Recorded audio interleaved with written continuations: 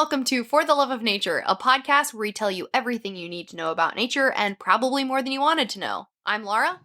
And I'm Katy, and today we are going to do another episode where we talk about we should really call this series something. It's the one we're going to break down. 101 Yeah, we're going to break down another taxonomy and make it a lot more fun than what we're saying right now. Yeah.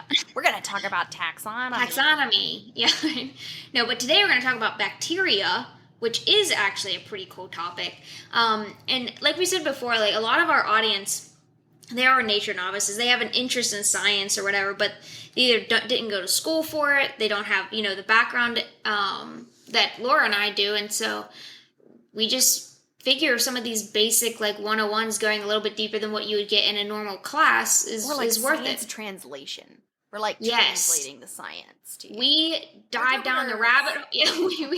We dive down the rabbit hole so you don't have to. Yeah, because that is definitely what happens. Yes. Oh my god. And this one for sure. I can't wait to hear what you found out. And nothing even exciting, because half the time my rabbit holes are pointless. Like I just get on a single strain of thought, especially with this one. I went down a big rabbit hole about like reproduction rates. Like, you'll see why. But, yeah. But yeah, I just go down some useless rabbit holes. Useful for me, but, that's about it. Okay, well, before we get started, I do have some nature news. This one is, we actually talked about this earlier with this episode, earlier in the season, when we talked about, or I talked about, like, gut flora and stuff. And we're actually going to talk about it more today. But this news article is the preclinical study finds gut fungi influence neuroimmunity and behavior. So basically... Say that one more time? Yeah. Say what? Basically, that there are fungi in your intestine that can not only protect it from injury, but can actually influence your behavior. So... Okay, so I know gut health is very important, but hold on, wait, question here. Protect your gut or protect itself, against intestinal injury. Did you just say against? Against. Against.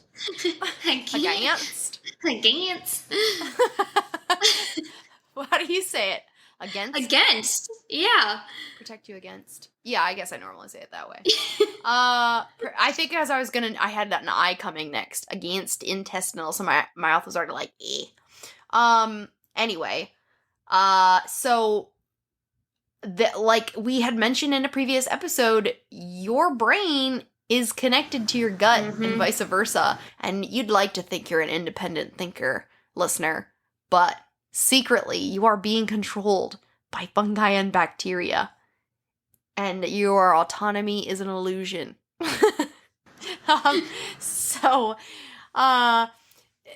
Gut stuff, we could talk about an entire episode just about that. But this one is specifically talking about fungi in the gut of the host.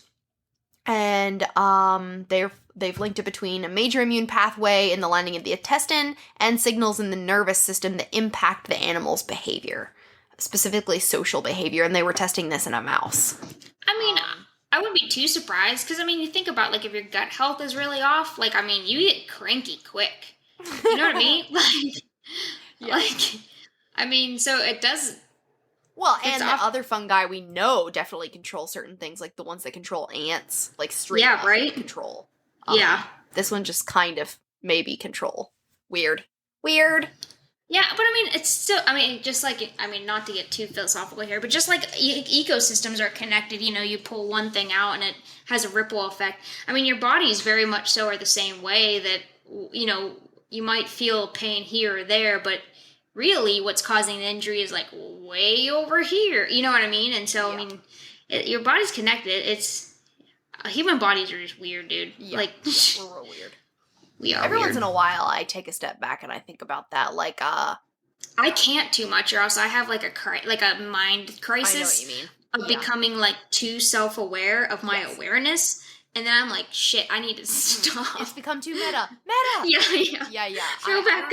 Specifically thinking one time about how freaky my fingers must be to horses. Don't you think, like, animals without fingers must be, like, they have creepy tentacles, like, on the end. Yeah, that would be weird. That would be weird. Like, your naked fingers. Hand.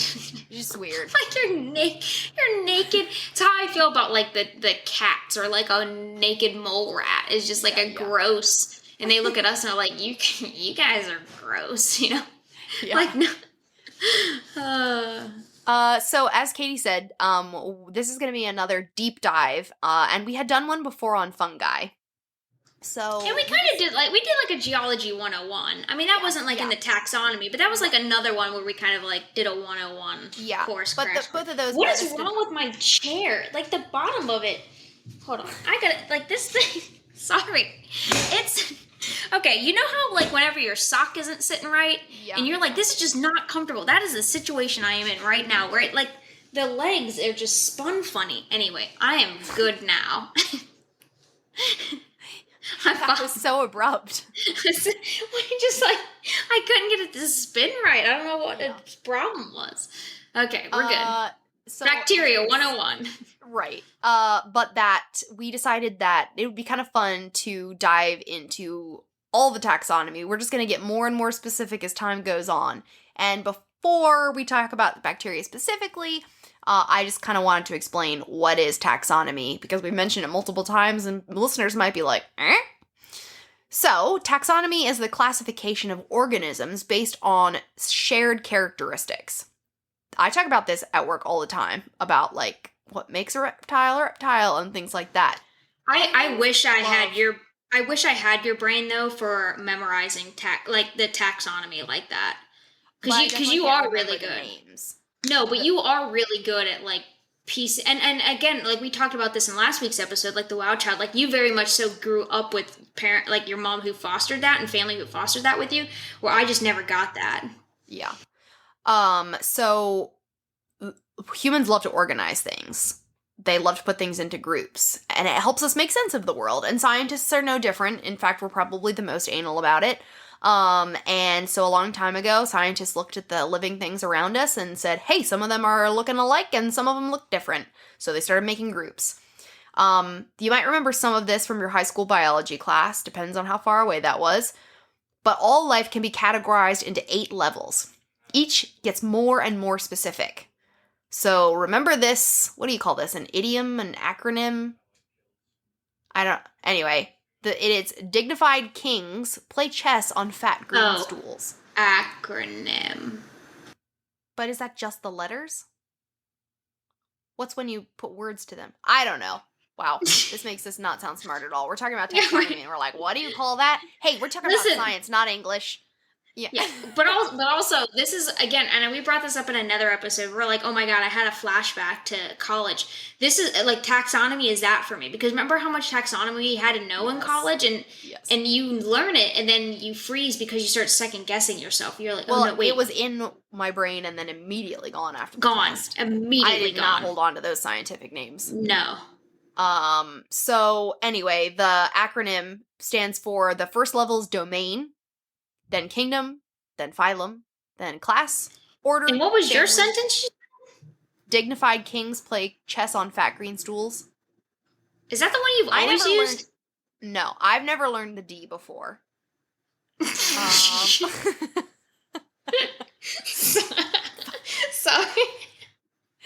You said as soon as I said it, I was like... You said it with such a straight face, too. Yeah, because I was always keep pots clean or family gets sick.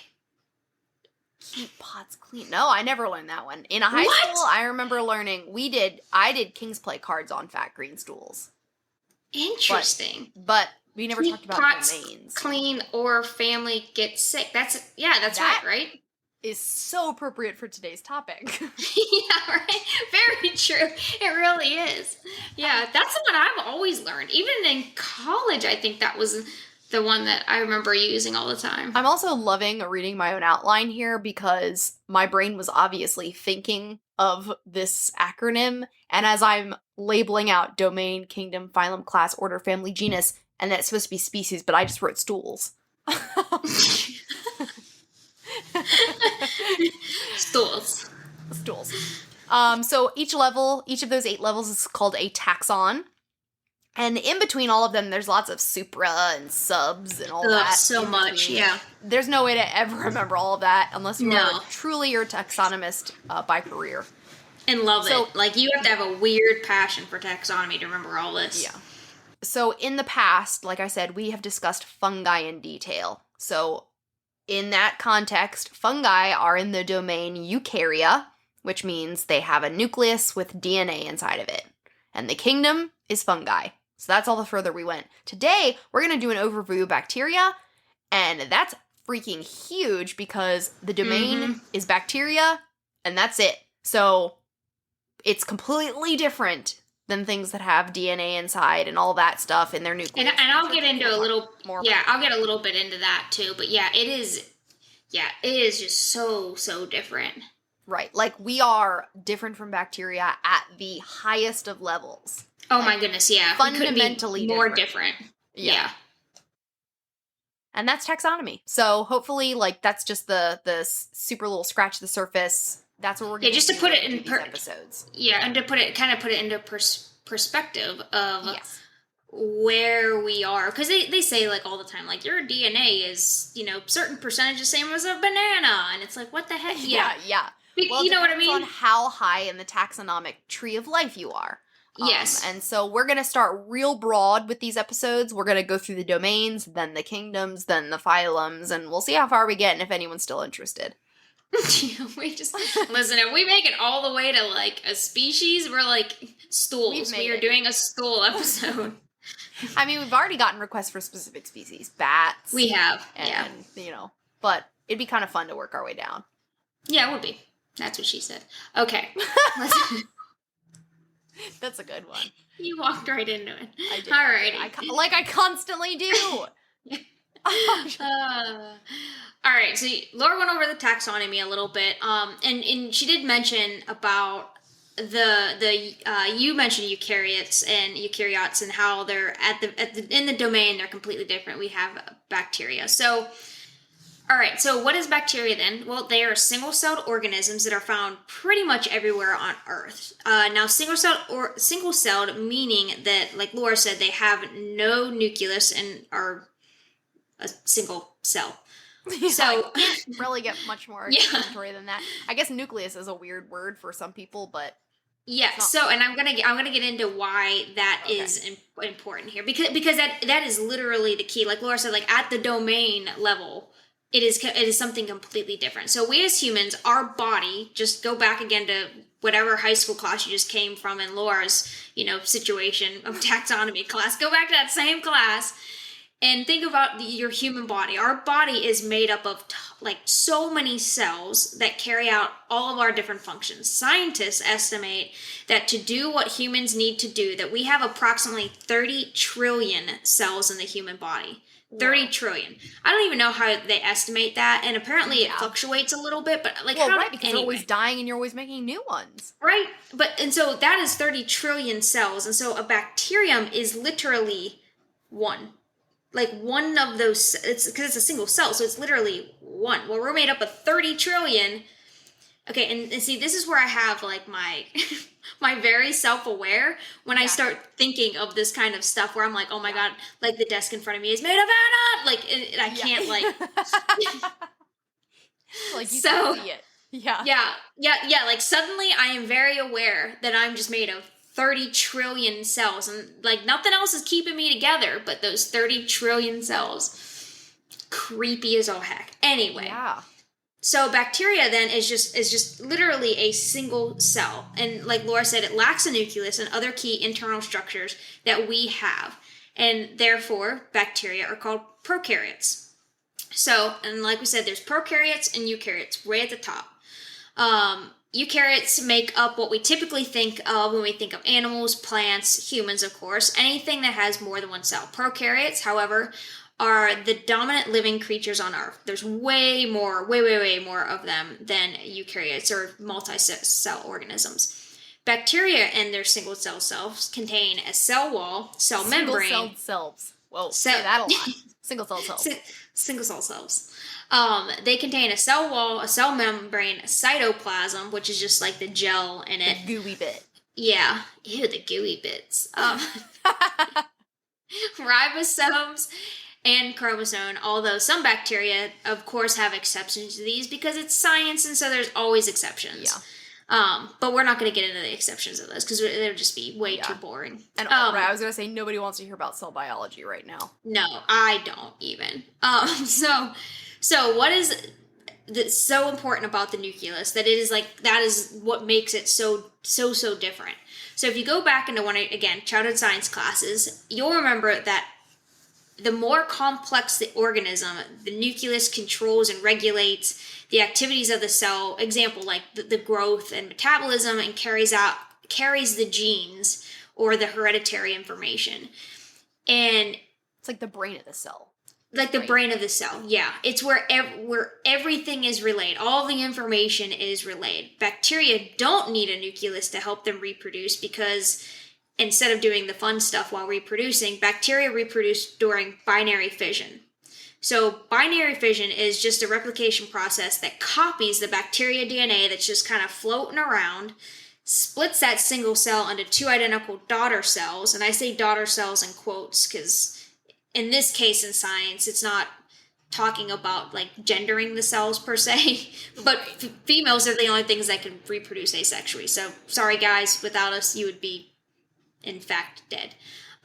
So the simplification of a bacteria's reproductive process then allows bacteria to replicate at an extremely fast process because it doesn't have the coding. I don't know if there's another like easier way you can explain it, Laura, but like the nucleus, there's so much of a process that happens in there. It's almost like it slows it down to reproduce it. Where like you're copying a brain. Yeah, every single cell like needs to, that whole thing, the whole function, whatever that cell is meant to do, is completely being duplicated with all your genetic information in it again and again and again. Whereas a bacteria is just like bloop split, like let's split, bloop split, and so I love that sound effect. Bloop. It's exactly how I picture it. Yeah, bloop, just every time. I wish that's how it was. Be like, what is that sound? Oh, yeah. It's just bacteria reproducing. Yeah, but because of how fast it can reproduce, a bacterium cell can replicate into as many as 1 billion individual bacteria in just 10 hours. Holy crap. Which is insane. But again, like if it doesn't have a nucleus, it's not very complex. Like there's one job. It's got one cell, one job. Like without the nucleus, like most bacteria's DNA is just like chilling in like a circular ring. Yeah, it's very short. It's like all right here. There's not a whole lot of complexity to it. It simplifies the reproduction of that and the duplication of the DNA to make very cell because it's just so simple. And so that's what makes the binary fission for the asexual reproduction like so quick, so efficient that it can get to 1 billion individuals in 10 hours in some of these faster ones. So, I mean, imagine if like any multicellular organism could produce that fast and that much. It'd be terrifying. Like, it would be sustainable. No, there would have to be so many errors. Like, so many errors in duplicating that DNA. Like, we'd all have, like, 80 eyes. Like, somebody would have to have, you know what I mean? Like, yeah. It would be so messed up because they're so simple, and it's just one cell. You know, like, Yeah. I mean, yeah, they're going to reproduce, there's going to be mutations and stuff, but not a whole lot. Anyway, I did try to look up what is the fastest reproducing eukaryote, but I really, honestly couldn't find much. It's got to be something with not very many cells, but like a simple eukaryote. Yeah, but I couldn't really find much because I mean cells themselves. Something I don't know. But I mean, you think about it, like cells themselves can reproduce quickly. It's the cells that can reproduce quickly, but like the sexual reproduction of part of it, like that is, you know what I mean? Like that is slow. Like it can't. Yeah. Divide like. Yeah. Sex is slow, Not guys. very many eukaryotes. Yeah, right? Like sponges and a couple other things, but not many. And not quickly. Not that quickly. Good grief. So, bacteria, though, and I think Laura's going to go into this a little bit later, but bacteria are vital to the plant's ecosystems, and their characteristics help them to do so. Like all this, because they can reproduce so quickly. They do play an important role. So while some species can live under extreme conditions of temperature and pressure, which they can literally be found everywhere from like soil, rocks, ocean, even Arctic and Antarctic snow, and I was reading a bunch of news articles. This was a rabbit hole I went down, that we have been finding single-cell bacteria on the outside of the International Space Station. Whoa. Yeah, talk about terrifying. Yeah, that was a rabbit hole I went down. I was just looking up what are bacteria from Earth? Nope. Stuff that we've never found before. Whether it's from Earth, but I mean, you figure the International Space Station has been up there for a while. Yeah. Something. Yeah, so they've zapped by radiation, making crazy. Right? Oh my gosh. Mm-hmm. That's terrifying. That is. So anyway, that'll keep you up at night. Yeah. So bacteria really, they can live and adapt to pretty much anywhere because they are so simple. Like, it doesn't take much. So, like anything else, species-wise, that we consider animals and everything, there are several different types, each with their own descriptions. While most other multicellular organisms or eukaryotes have many characteristics that divide them from one another, like you think of all the birds we've talked about, or you know what I mean? Like they're so different on how they divide and how you know which is which. Bacteria, being single-celled organisms, you only have so much to go with. You know what like. As far as like how to divide them up, you're working with very little. So to divide bacteria into types, they're divided by shapes and gram-positive versus negative. So dividing them by shapes is great because micro flashback, right? Just vomit in my seat right now. I hated that class. But dividing them by shapes is good because that means even like my 6-year-old could do it if he really needed to. These bacteria. Could you, buddy? Thanks.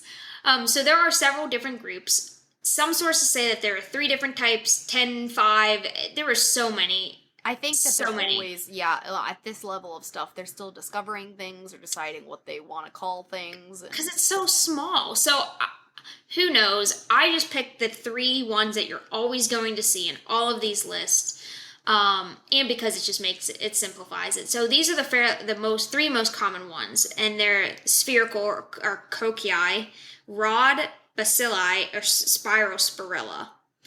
And they can exist as single, just floating by itself. They can come in pairs, chains, or in clusters. So even though they're in clusters, that does not make them a multicellular organism. Like it's still a bacterium. They're just like hanging out together. It's like a flock of bacteria. What do you call? I guess a cluster. I was going to say, what do you call a group of bacteria? Yeah, it must be a cluster.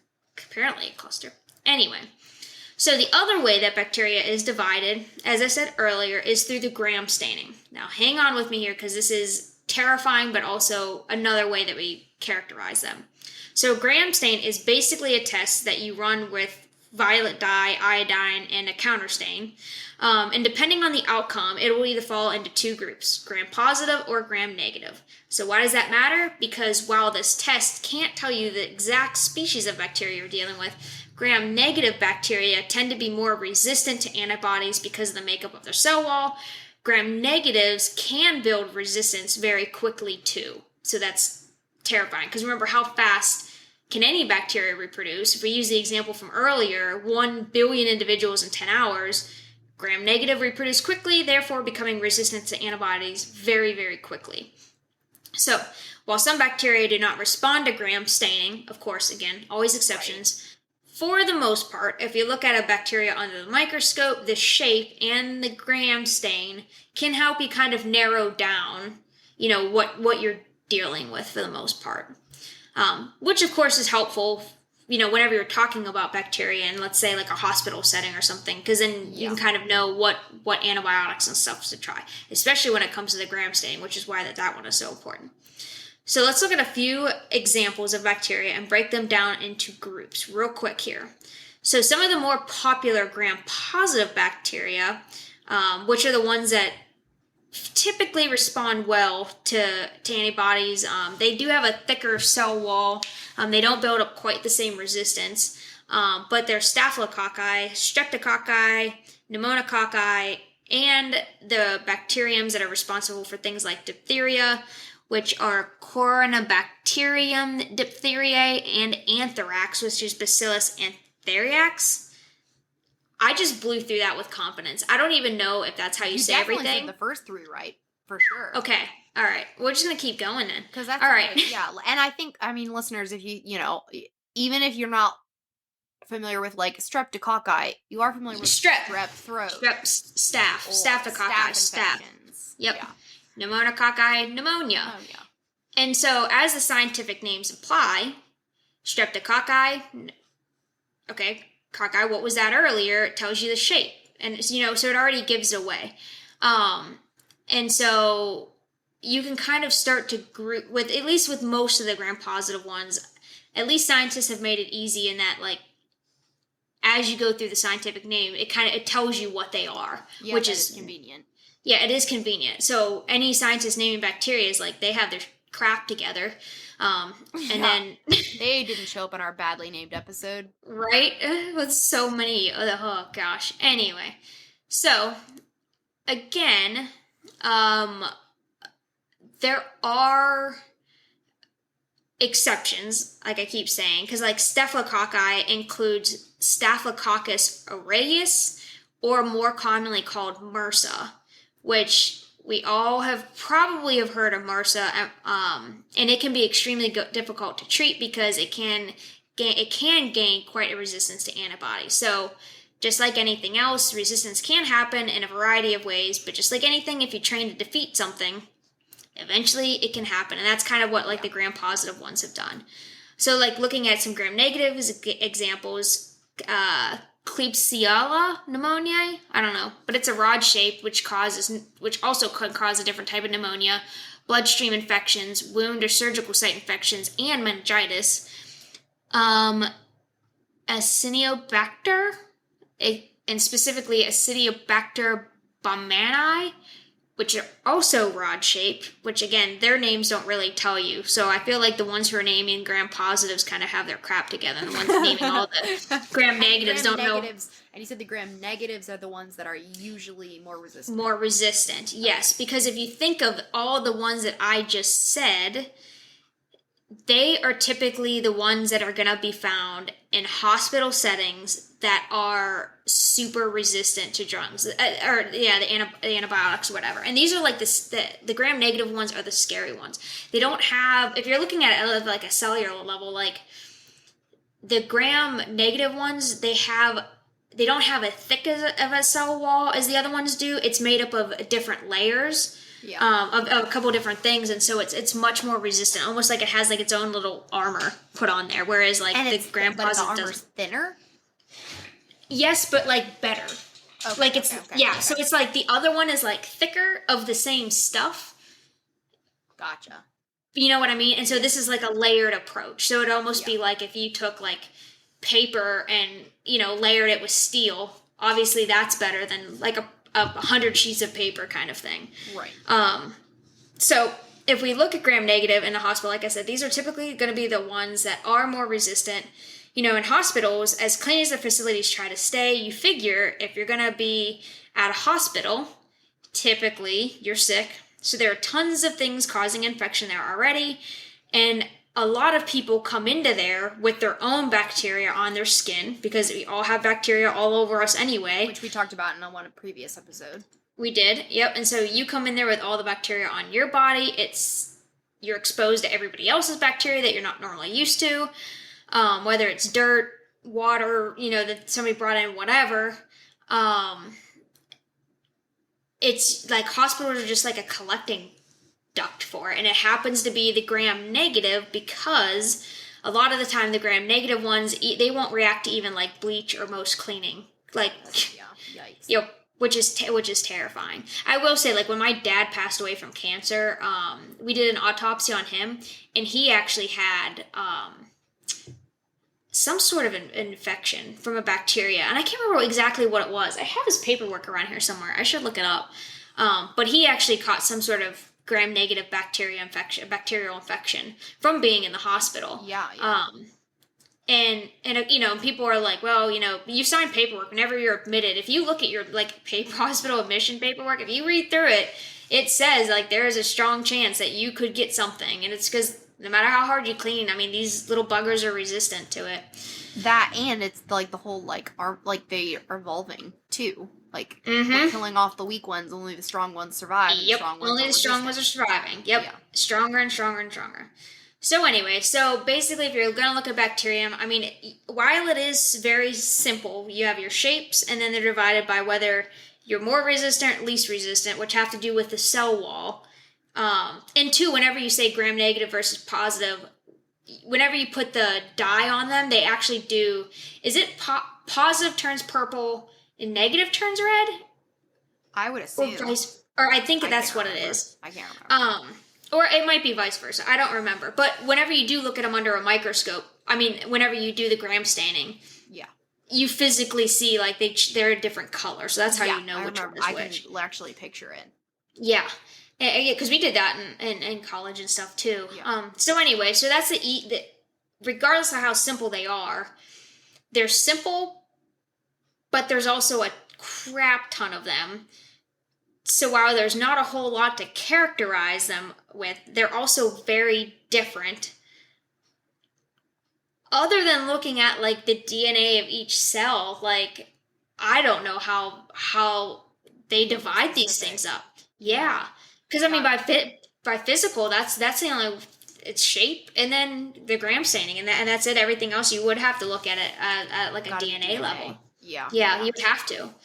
So anyway, so that's just breaking down the characteristics and the different types of bacteria that you can have. Cool. Well, I'm going to touch on why they matter, for the good or the bad. So believe it or not, they do. Yeah. So you might notice a trend here when we discuss functions and purpose of any taxa. They're all essential to life on this planet. Okay? Just like Katy was saying, believe it or not. All ecosystems, yeah, everything is entwined. Nothing can live without something else. Fungi, which we already talked about, essential. Bacteria, also essential. So most of the time when you hear about bacteria, you're associating it with something bad or harmful. But poor bacteria, they get a bad rap because most of them are actually beneficial. In fact, Katy, this is gonna, send you in a spiral. So you just said... Okay, here we go again. You said we have 1 trillion cells in our body, right? 30 trillion. 30 trillion. Okay. So... Uh-oh. Your body is mostly bacteria. There are 10 times more bacteria than human cells in and on you. That's just, not even fair. You know what I mean? We're outnumbered. So, I'm outnumbered. The way you're put together... There are 10 times more of these cells than there are cells of you. How are you even you when there's 10 times more of something else in you and on you? I'm a walking bacterium. Really, that's all we are. We're just walking bacteria. Yes! Okay, guys. That has been For the Love of Nature. We're not going to go breathe in a paper bag now. We're just walking bacteria, guys. That's all that we are.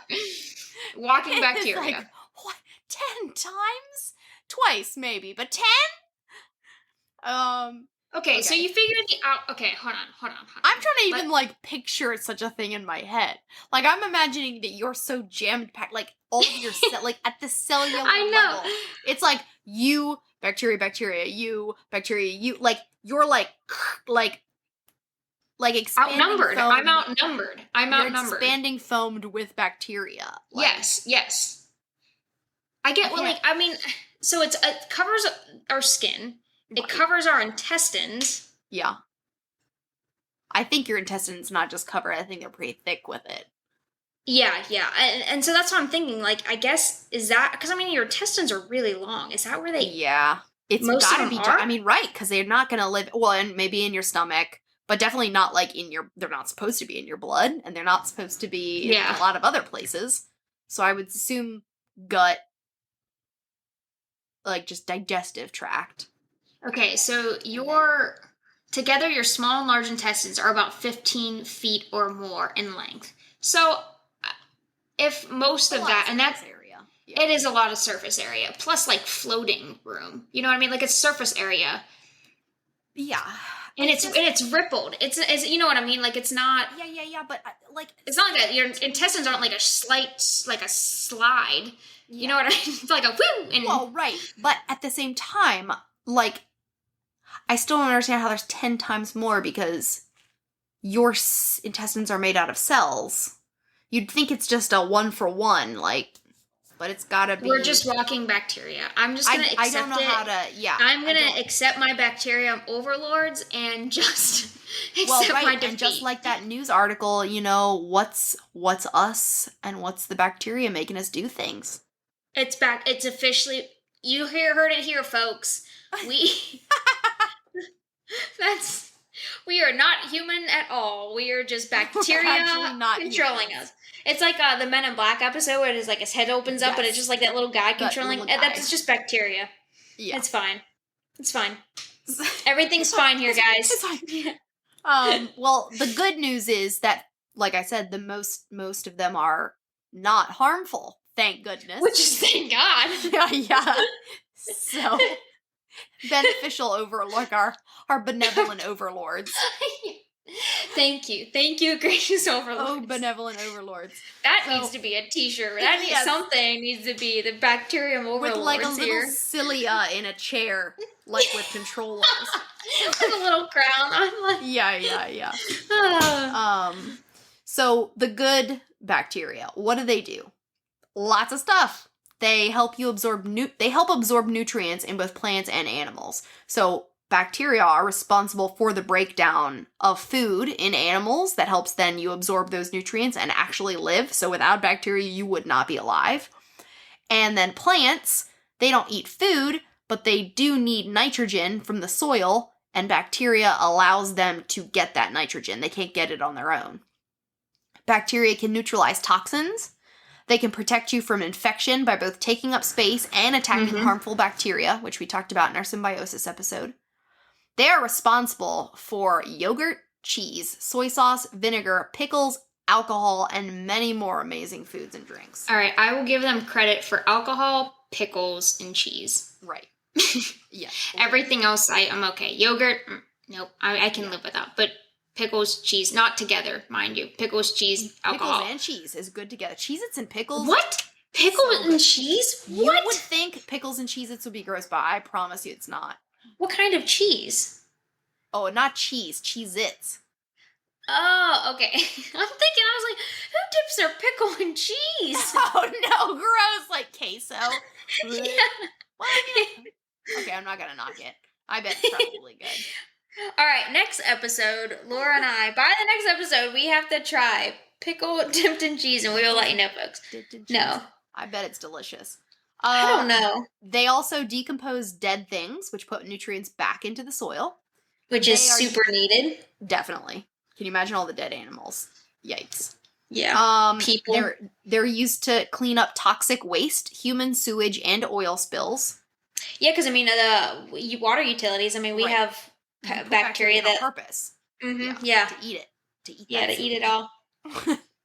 Eat that sewage. Eat that sewage. Ain't that sewage. They're used in paper making.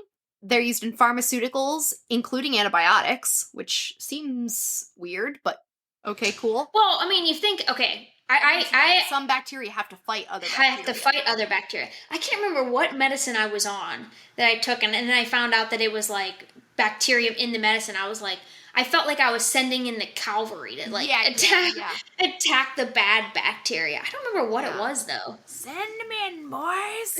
Yeah, as you're like popping a pill. We're in the generation that watched. I mean, you watched Osmosis Jones, right? Oh heck yeah. I mean, my entire body. Every time I'm sick, I think of my body being like that. They're also used as alternatives to pesticides. So lots of jobs for good bacteria. There's also the baddies. There are some that can cause diseases, also known as pathogens. We're talking tuberculosis, cholera, bubonic plague, pneumonia, tetanus, salmonella, syphilis, Lyme, and many more. TB is a bacteria causing? Yep. Oh, I didn't know that. Or maybe there are different types of TB. Yeah. So yeah, it's caused by Mycobacterium tuberculosis. Named after what it causes. Yeah. They can cause your immune system to inflame. Well, they cause your immune system to react, which causes inflammation, which is harmful to your body. Some are becoming, like Katie said, resistant to antibiotics. Okay, hold on, wait. Let's go back to the inflammation here for a second. Yeah. A lot of people do say that is like a lot of your body's issues with your gut health is causing inflammation. Or any inflammation in general, that can damage you. Like which makes sense. I mean, it's just like an insane response that damages tissues, I guess. Gut bacteria, like we talked about in the news, can affect mental health. Are you yawning and boring yourself? It's late. I'm not boring myself. It's just late. I mean, it's micro. You would have a pass. Like, this is all microbiology. I would give you a pass. I'm too amped up and scared to be tired. Yeah, right. I mean, we're talking about, like, one of my worst fears here. Yeah, it's very true. I'll check in on you later. Make sure you're not hyperventilating somewhere. Yeah.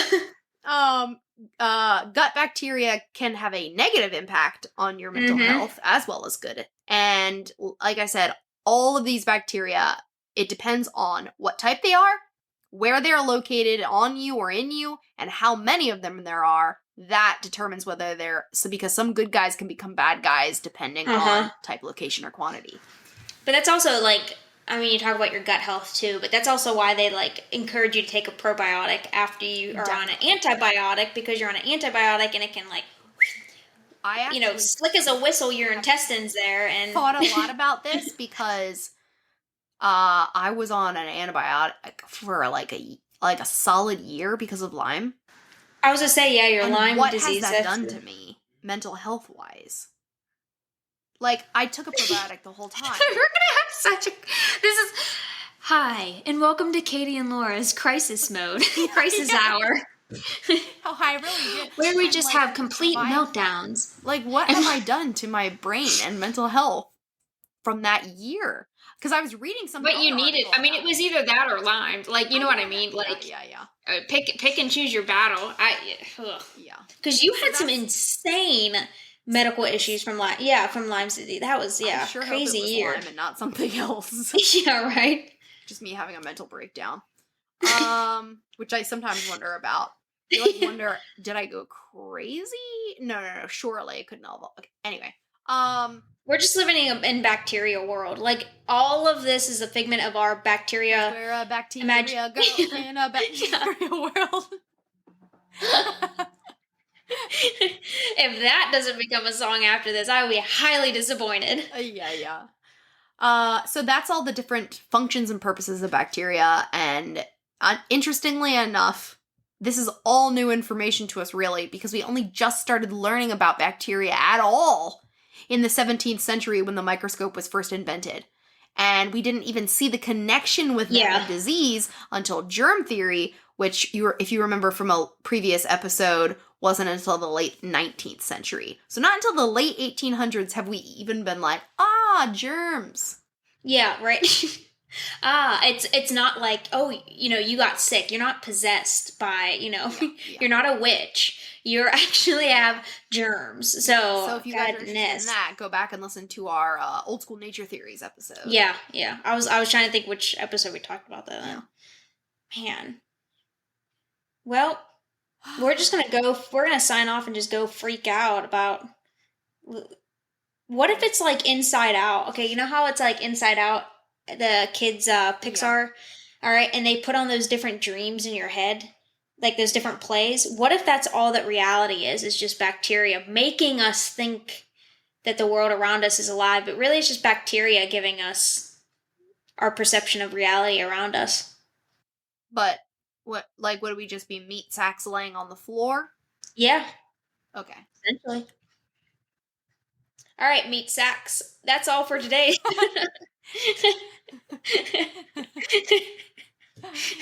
Yikes. All right, guys, there's one episode left. Please come back for it. No, really, it's going to be really good. We're going to go out with a bang.